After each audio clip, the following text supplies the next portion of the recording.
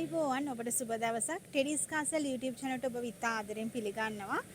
අපි ගොඩාක් autism දරුවෝ ගැන කතා කරනකොට අපි හිතන දෙයක් තමයි sensory issues ගැන.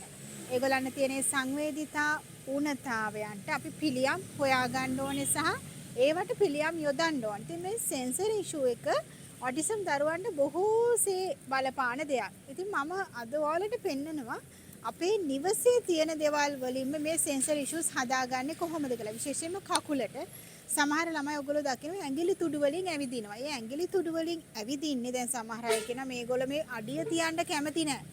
ඒ නිසා කියලා. එහෙම නෙවෙයි. ඒ බබාලගේ යටිපතුල වල තියෙන ඉෂු එකක් නිසා තමයි ඒක සිද්ධ වෙන්නේ. ඉතින් අපිට ඒකට පුළුවන් මේ සරල ක්‍රියාකාරකම් ටිකක් කරන්න.